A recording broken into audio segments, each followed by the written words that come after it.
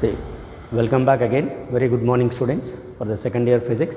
So, in the previous class, we discussed about a method of electrification, and in that method of electrification, there are three methods are there: by the friction, by the conduction, by the induction is over. Now, let us. I would like to tell you next topic. Before next topic, we also discussed in the previous class about a conductor, about a bad conductor, and about a semiconductor. Now, today's our new topic will be actually, which is very important, that I will tell you about a Coulomb's law. You say Coulomb's law. So, this is the topic which we can say very important. Actually, this Coulomb's law is there in both. One thing you remember, this chapter again it is same questions will come in the next magnetism, as well as in case of a, before going to that, which one, Coulomb's law. I will tell you one very short answers questions on the basis till what we discussed. Suppose page number 106, that is electric charge and field. Page number 106, very short answer question, which is what is meant by the statement of charge is quantized. Already is over. It is a 2 marks question. And here second, repulsion is a sure test of a charging. Then attraction. Why? Yes, of course, that is also we finished. And here, how many electrons constitute 1 coulomb of charge? How many electrons contains 1 coulomb of a charge? Yes, of course, we know 6.25 into 10 power 18 electrons. Already we did this problem. And what happens when the weight of the body, when a weight of a body, when it is charged positively? Of course, weight of a body, what happens when positively charged? It is decreases, because positive in the sense is what happens? There is a deficiency of electrons. That's what we can say. If there is a deficiency of electrons, therefore, there it is to be what happens? It is to be mass is or weight is decreases when it is to be positively charged. And here, so these are the questions related to till what we discussed. Clear? From material. So, these are the questions are very important. And coming to the next question, that is about a Coulomb's law. See, this is for 4 marks actually. Again, the same concept is there. Coulomb's law or Coulomb's inverse square law. In IPE, this question is very important for 4 marks. You remember, once again I am telling you, the same topics again will come in the next chapter in magnetism. Same, everything is same. Here we are saying about a charges. But in case of a magnetism, there we will say about a pole strength. Strength, small m we can say. Everything is same. Just there we should replace with the mass, pole strength m with the charge. See, if we are saying a charge, no, there we will say pole strength. So, charge you replace with a pole strength, then it is we can say in magnetism. Now, let us, I will tell you one thing about a Coulomb's inverse square law. See, in gravitation also we know inverse square law, that is universal law of gravitation. Universal law of gravitation. Of course, this one and that universal law of gravitation similar, because in case of a law of gravitation, I will tell you, in case of a first year topic, the law of gravitation in the sense is you take a 2 masses m1 and m2, which are separated by a small distance r. These 2 masses are huge masses which is in the universe or at a distance of smaller distance. There is a force is acting between the 2 bodies, that is a gravitational force. That we can say gravitational force of attraction is acting between the 2 charges. So, that always it is attractive only, and it is a long ranged force. Remember, it is a long range and it is the weakest force in the nature. So, the gravitational force is the weakest force in the nature. That is what m1 and m2 are the 2 masses. There is a force of attraction is acting, this body is attracting this and this also attracting this. So, that the force is directly proportional to the product of 2 masses, and force is inversely proportional to square of the distance between the 2 bodies. Then let us look at here at left side, it is a force is there, and right side m1 and m2 by r. So, F inversely proportional to m1 m2 by r square. So, F is equal to some constant is introduced, m1 m2 by r square. Here capital G is nothing but a universal gravitational constant. Everyone constant, it is there in the first year. This is about a first year I am telling. Because it is a similar expression is there in case of a Coulomb's inverse square law. It is also inverse square law, law of gravitation or inverse square law we can say.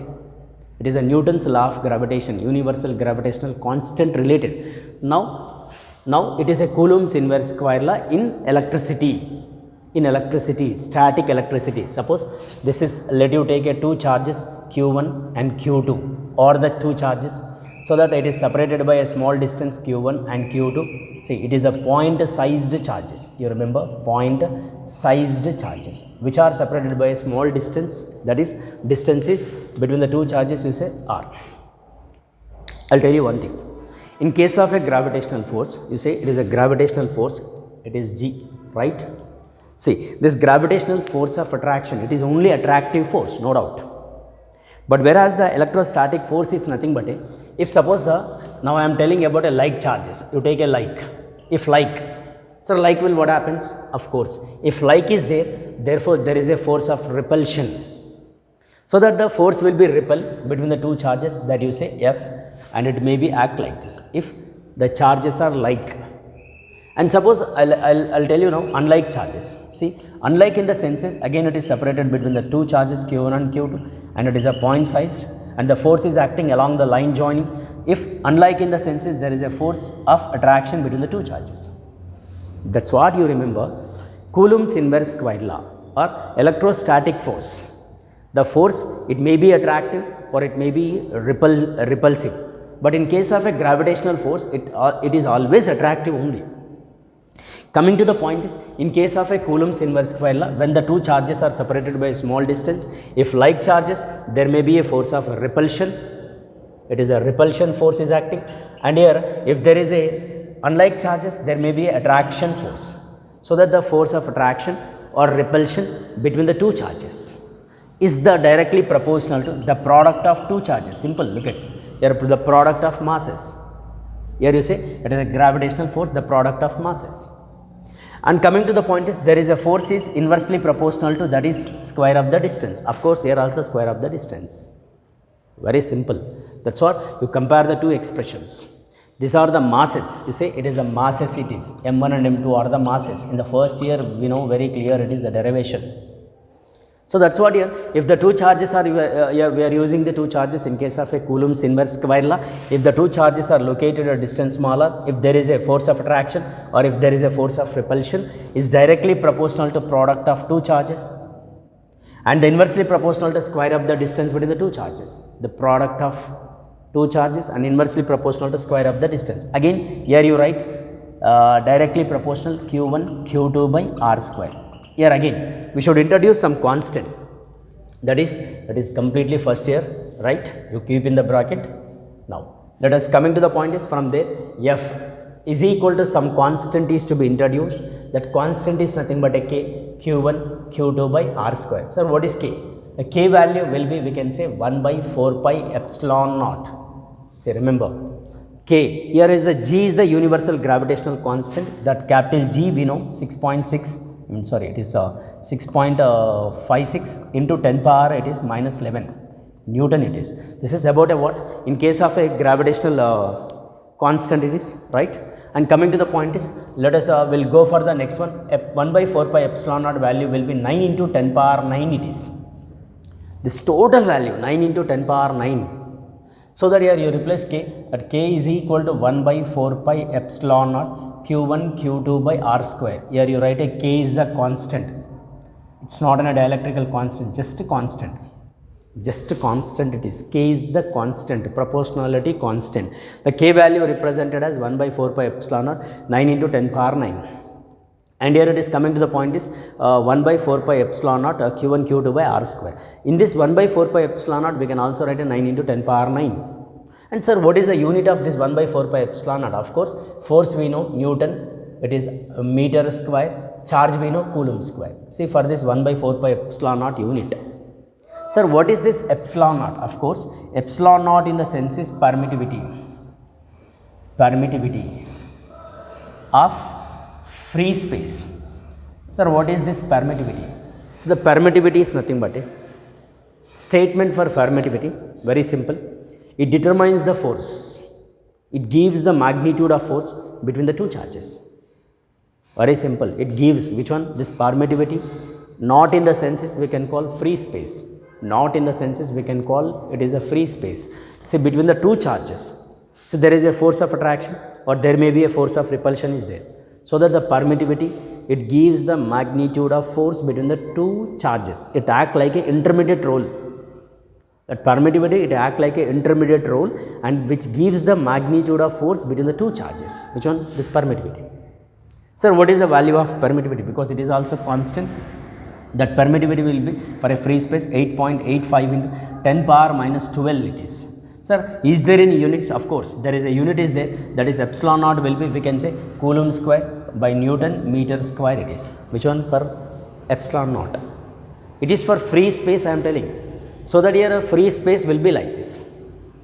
So, Coulomb's inverse square law in electrostatic in the senses, let two charges Q1 and Q2 which are separated by a small distance, the charges will be point sized and which are separated by a small distance.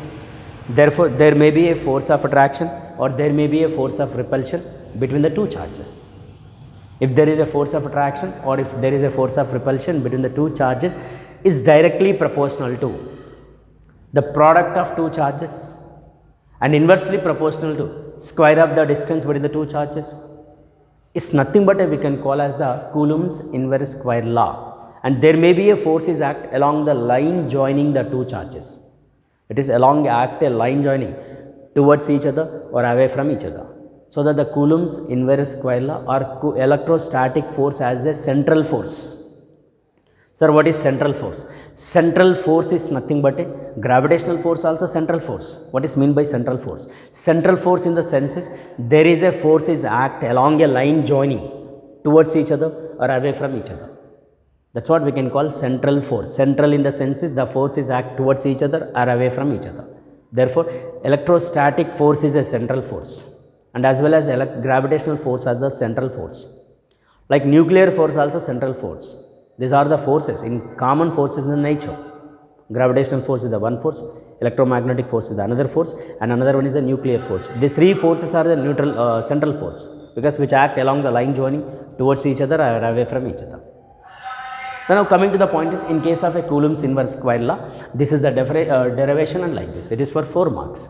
And here we should remember one is a epsilon naught value and one more is a 1 by 4 pi epsilon naught 9 into 10 power 9 Newton meter square per Coulomb square.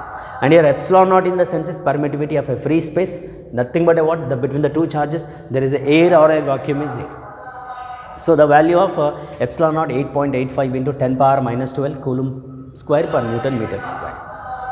So this is about a Coulomb's inverse square law, and you remember electrostatic force is a conservative force. Gravitational force also conservative. You know conservative, in the first year we discussed about a conservative, already we finished. Conservative in the sense is work done by the force is equal to 0. Work done by the force is equal to 0 is nothing but a conservative. That's what electrostatic force is a conservative. Gravitational force is a conservative. Not only force, electrostatic field also conservative. So these are the properties, right? And here about a Coulomb's inverse square law and as well as the gravitational universal gravitational force or Newton's law of gravitation. You remember this is also very, very important. On the basis of this, we have the problems also. Is it clear now? Let us. Coming to the point is, here epsilon naught we know. And here we know 1 by 4 pi epsilon naught q1 q2 by r square. It is for what? For in case of a free space or in between the two charges there is a air is the medium. Let I'll tell you now. Based on this, if you take another one medium, which one? Suppose instead of taking a air, you take some other medium like any one. Instead of taking which one? Instead of taking which one? You take another one, any one medium. Suppose now I am telling for a medium, you take for medium apart from air. So F medium is equal to 1 by 4 pi epsilon, not epsilon naught. Epsilon naught is nothing but a free space or a vacuum or air. So that here it is equal to q1 q2 by r square. It is for medium. So there is another one is there which is the very, very important definition is there, that we can say epsilon r is nothing but we can call as the relative permittivity. Permittivity it is relative permittivity, or we can also say K. K is nothing but a dielectric constant. So this K and that K is very completely different. This K is nothing but a proportionality constant. And this case nothing but about dielectrical constant or relative permittivity we can say. Relative permittivity, these two are quite different.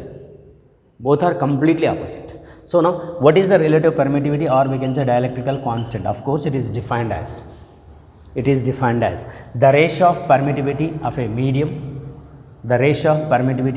because we are taking the medium, this medium permittivity epsilon.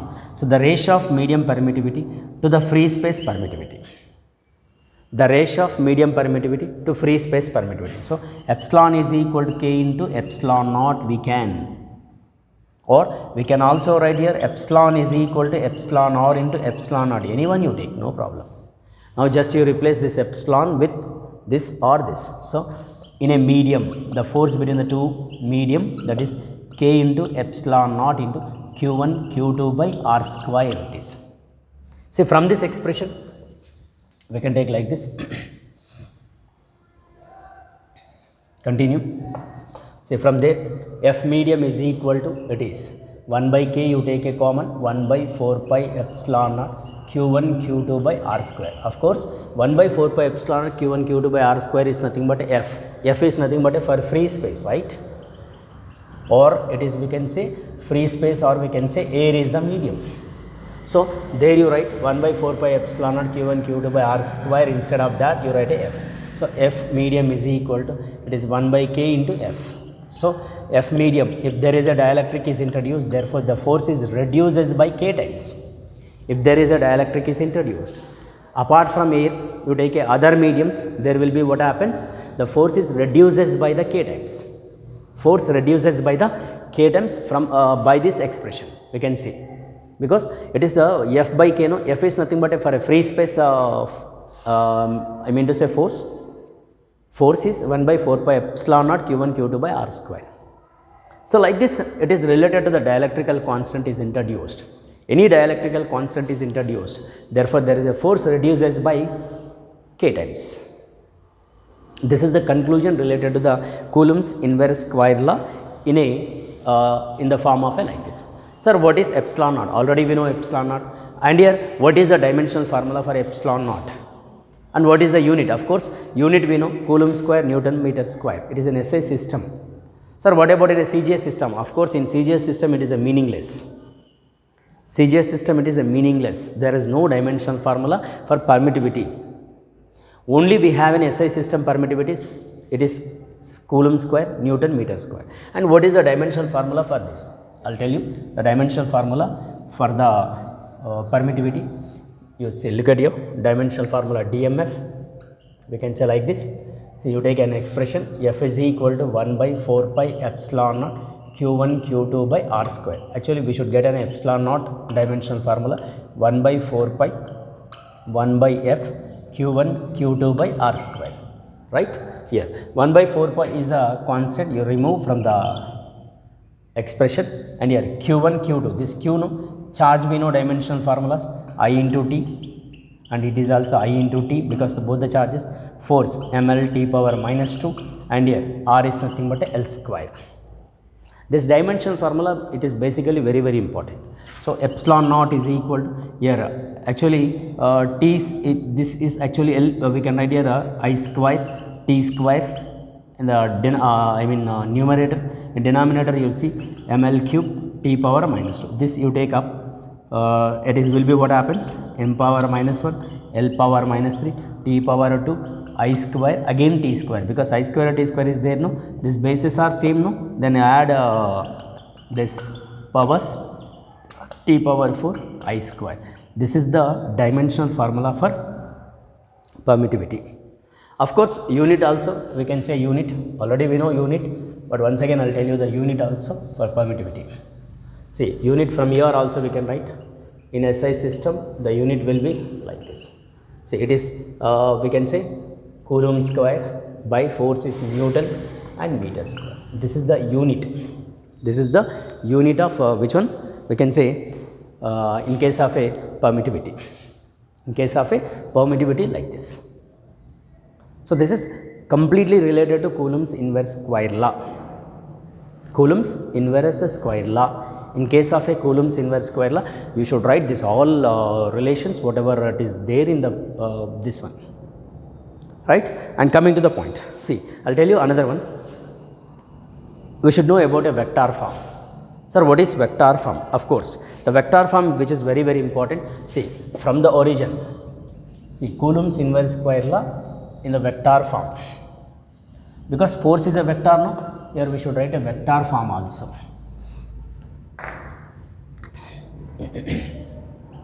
Vector form. Sir, what is vector form? Suppose two charges, it is q1 and another charge is, you say, q2, or anywhere you locate.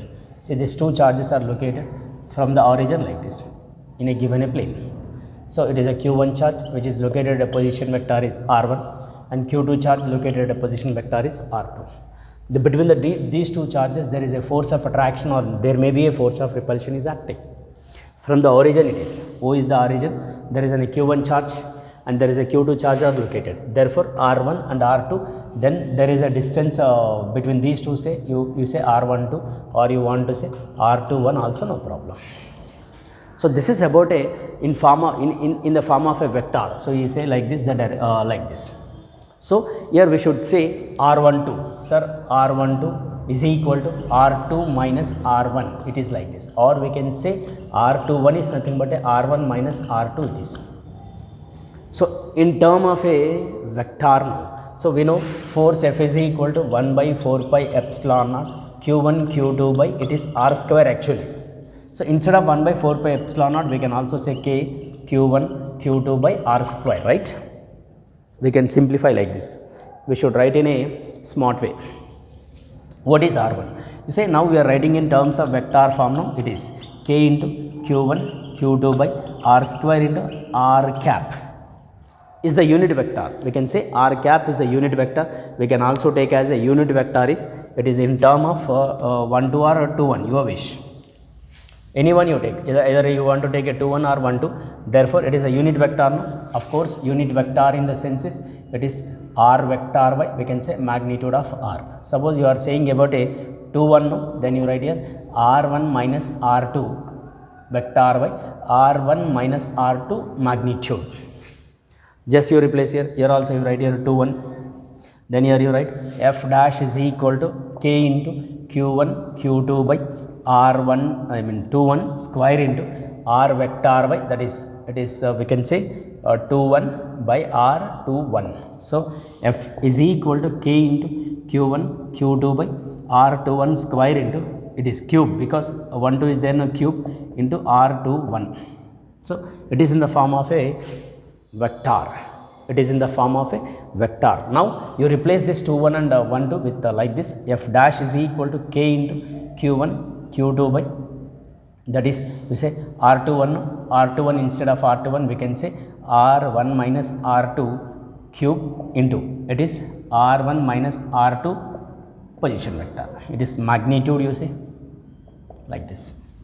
Suppose you want to write a 1 2, yes, 2 minus 1, your wish, anyone you take. So this is represented as a vector form. Force is in a vector form. Force in a vector form, so that we can say like this the expression for the vector form. So this is all related to what? Actually it is in case of a, we can say it is in case of a Coulomb's inverse square law in electricity. Coulomb's inverse square law in electricity. If you go through this all derivations, see Coulomb's electricity, Coulomb's law in electricity is very, very important for 4 marks. Suppose you refer from our material which was given as 4 marks. I will tell you the page number also. Suppose you read that question. See the page number 108, question number, first question only. See which was given in the year of 17, March 2017, 13, right, and 14 also which was given, and it is important question. Suppose you finish it today only itself. It is you read and write and without seeing also you practice it, because it is for 4 marks. Again the same topic is there in the magnetism. Just here we should replace with the charges with the pole strengths. Replace with the charge you replace with the pole strength, that is m1 and m2. Pole strength, not masses. Mass in the sense is law of gravitation. That's what the derivations are same, right? So you go through the derivation, which is very very important for 4 marks, and it is this is the today's class, and we'll see in the next class. Again the continuation is there in this chapter, in the same topic, Coulomb's inverse square law only. We have other topics also. We'll continue in the next class. Thank you very much. We'll see you in the next class.